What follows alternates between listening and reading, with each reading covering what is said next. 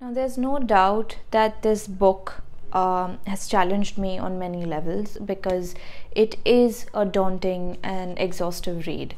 And the book that I am talking about today is Paradise Lost by John Milton.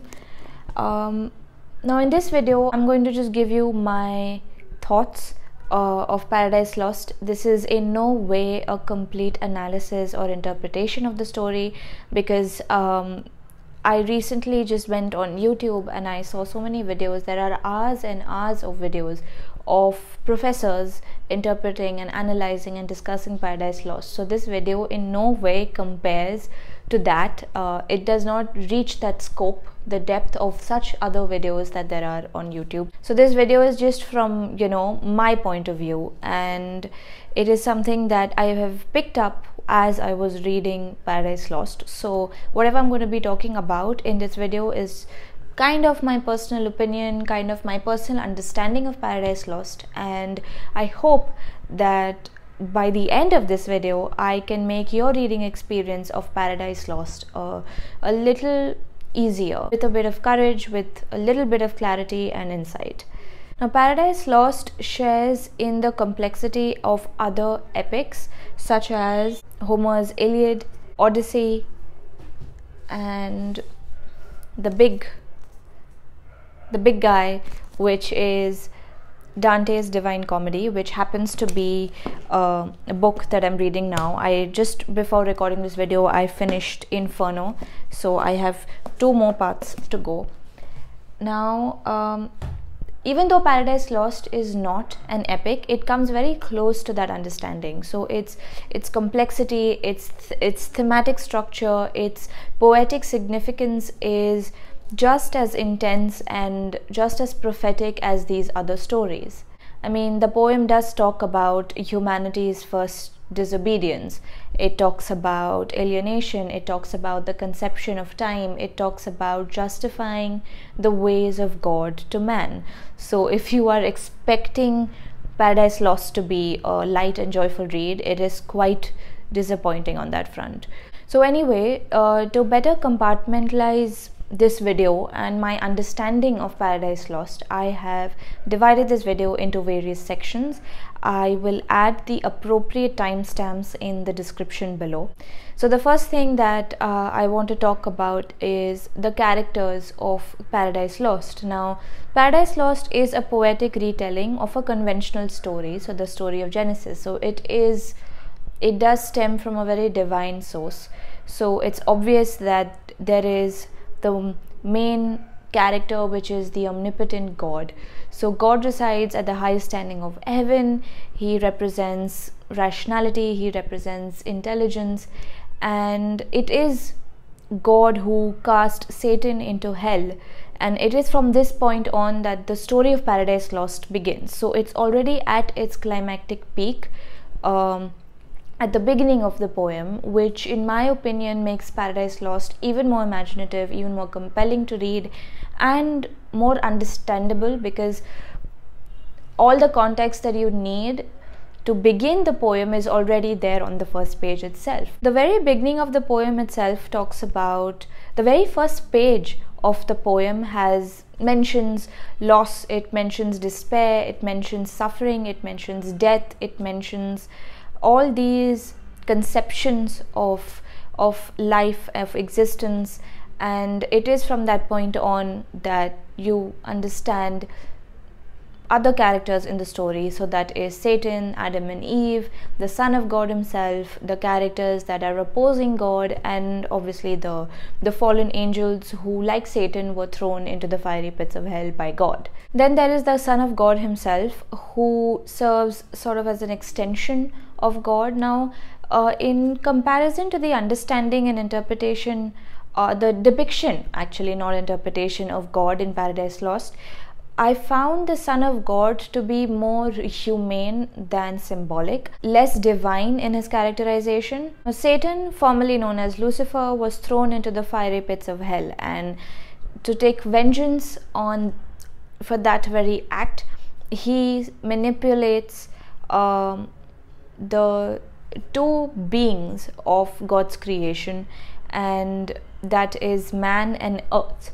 So, and yeah, I mean, he does manipulate the whole cycle of life and death. So that's why I mentioned earth as well, because that plays a very important role. Satan's journey to earth is something that Milton describes very poetically, very descriptively. It's through Satan's understanding of good and evil that you get this perfect portrait of Paradise Lost. And it is also through his rebellion and the role he plays in man's first disobedience that paradise is lost. Now, to what extent that is, I will leave for you to discover as you're reading Paradise Lost, because anything more that I add will simply ruin your reading experience. And one of the most rewarding things that I experienced while I was reading Paradise Lost was that I read very little about the story. I just read to get a little bit of context so that I don't confuse myself or feel intimidated as I'm reading the poem, because yes, it does get dense, it does get a bit too complex in the middle, especially when there are the first humans, Adam and Eve, who were created by God from the dust of earth. Now they possess beauty and a sort of a very sentimental symmetry that is less divine, less symbolic, and it's more grounded, it's more human, it's more natural. And that is how Milton writes these characters, which is very fascinating to me, because he writes them as these warped yet sentient individuals and not as idyllic archetypes. Next, we have the characters that exist against God, and these include death and sin. Now, death and sin are abstractions that were created in the pursuit of the prophetic, but ironically they oppose God. Death and sin are the extensions of Satan, just the way that the Son of God is sort of like an abstraction and an extension of God. Then we have the fallen angels, who just like Satan were cast into the fiery pits of hell. Even though they aren't active participants in the story, I did find some of the dialogues between them and Satan. It just paints a very terrifyingly accurate picture of the dichotomy between good and evil in Paradise Lost. Now, Milton's God is very predictable, but it is the journey of Satan, his intense and entertaining instincts and dialogues that make Paradise Lost such an enjoyable read.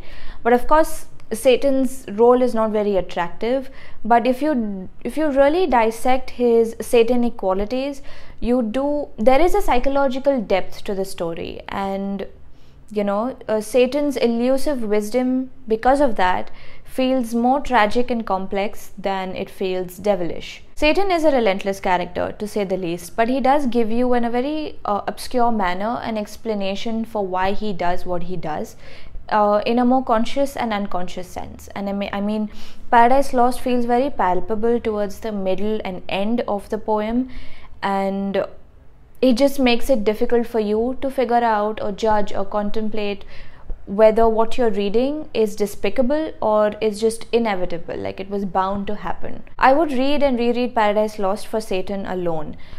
His speeches, his heroic qualities, his alienation from the divine good to the sublime evil is very fascinating. Now, Milton violates many conventional and traditional ideals of the biblical fall of humanity and of Adam and Eve. He deconstructs a myth using sharp and vivid poetry, separating humans from the divine. And I love that, honestly, because the way Milton describes Adam and Eve is not in any way symbolic or enlightened. He just wants you to feel rather than idealize or even romanticize their loss. It's not a dramatic event, but it is definitely tragic, sentimental, and very, very impressively vivid, redefining what heroic virtues mean. Now, this is exactly what Milton has done in Paradise Lost. Whether it's something that, whether this heroic virtue is something that you can emulate yourself, or is it just a facade, an image of unattainable superiority? And these are just a few things that Milton addresses in the book. So he basically wants heroic to mean human, but with a more heightened imagination, sentimentality, and emotional intelligence. Milton's ideal resembles both an illustrious and a very depraved state of being. Perhaps Paradise Lost also illuminates the dichotomy of nature, because the consequence of man's first disobedience epitomizes the relationship between nature and humankind that exists within the realm of contradictory forces. It is buoyed by both beauty and decay. Speaking of decay, there is another fragment of another understanding of Paradise Lost that really stands out in the poem, and that is the understanding of death. Now, Milton has written death in two ways. The first way is that he characterizes death as Satan and sin's incestuous child, and the second way is where he talks about death as a lived experience. So this is the punishment that God granted Adam and Eve after the fall so that humanity suffers. The way that Milton talks about death in Paradise Lost, it doesn't seem like such a punishment. It seems actually like, and I'll quote him, death is a heaven-sent release.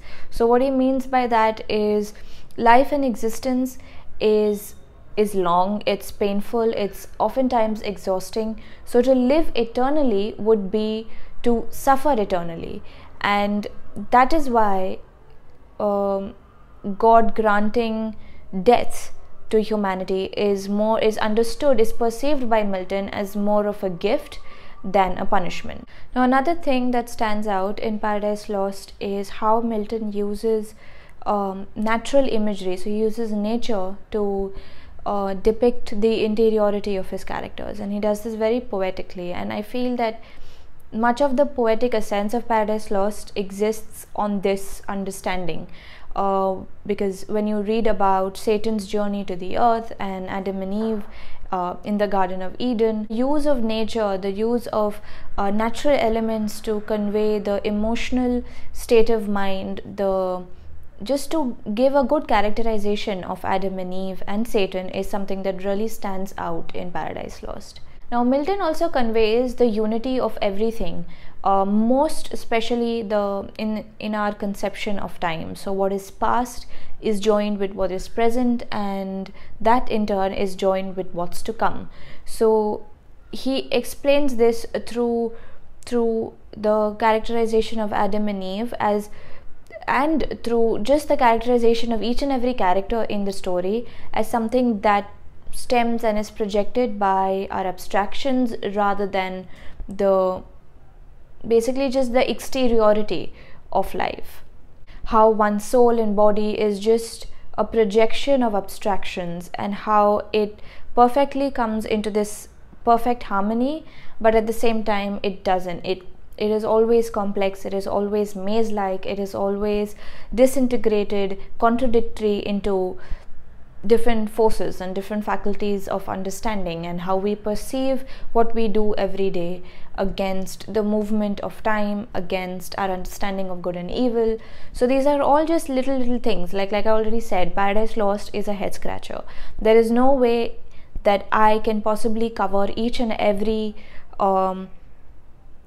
crevice that exists in Paradise Lost in this one video. It just proves how Milton has coalesced poetry and storytelling without losing its essence, without losing its significance, without losing its purpose, and that is depicting and justifying the ways of God to man. So I will end this video here, and thank you so much if you have watched it so far. But one thing that I will say is that you can read Paradise Lost in multiple ways. It can be read as a story, it can be read as a retelling, it can be read as a poem. It's extraordinary, it's philosophical, it's intellectual. It portrays the fallen human condition. It talks about alienation, it talks about individualism, it talks about freedom, it talks about our understanding of good and evil, our understanding of time. The movement of time plays a very key role in just the reading of Paradise Lost. This is Aisha from Read a Day Club. Thank you for watching this video. If you have any thoughts regarding Paradise Lost or the Divine Comedy or Homer or Virgil, any myth, any epic that you have read that relates to Paradise Lost in some way, please leave a comment below. And yeah, that's about it, and I'll see you guys next time.